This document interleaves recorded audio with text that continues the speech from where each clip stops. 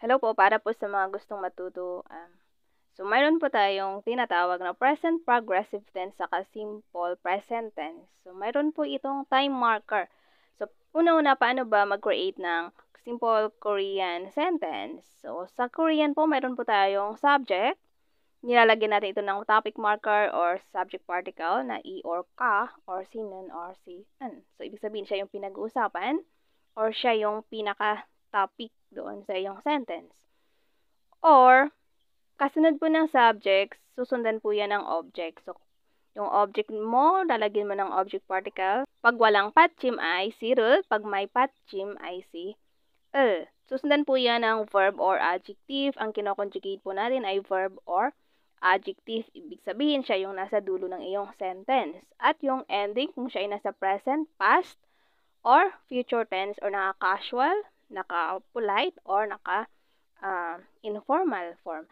So, ngayon mayroon po akong ibibigay na naka-present progressive tense. Ano ba yung present progressive tense? Ibig sabihin ito po yung action na kasalukuyang nangyayari. Actions that are happening at the moment of speaking. Halimbawa, I am cooking noodles in the kitchen right now. So, right now, yan yung aking time markers. Currently, kasalukuyang nangyayari or nagaganap. So, paano ko siya lalagyan ng ending na naka-present progressive tense? Siyempre, gagamitin ko yung si kuita na ang katumbas niyan is ing ending sa Korean. For example is to eat, mokta. So, kapag kasalukuyan na ikaw ay kumakain, so lalagyan mo siya ng present progressive tense ending na kuita, mukuita. Or, to order, 주문하다, 주문하고 있다. Ordering. So, siya ay currently na nag-order. So, yung example sa sentence ko is, mayroon akong subject na I. So, lalagyan ko siya ng marker na nan or yung subject particle na i or si ka. So, ang gagamitin ko ay si cho. So, kapag subject particle na i or si ka, si cho ay change to chega. So, siya ay hindi choga. Siya po ay chega. Pero ang gagamitin ko ay si chonan kasi doon ako mas comfortable.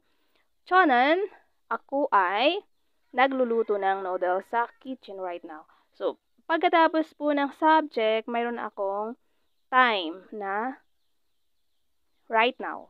So, yung aking time na right now is 지금. So, now, nangyayari, kasalukuyan. 지금, ano yung place sa kitchen?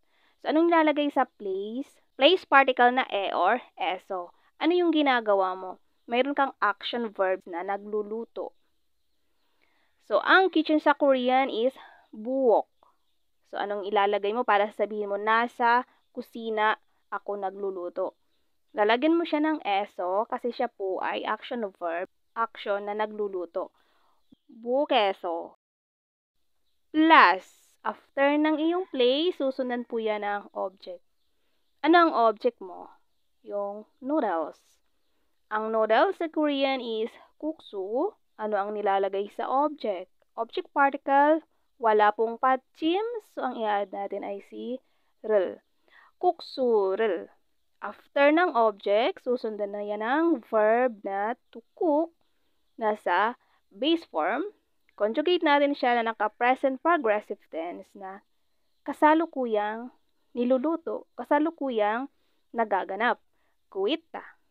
Yorihada, tanggalin si da, i-add si ending na present progressive tense, kuita. Yurihaguita.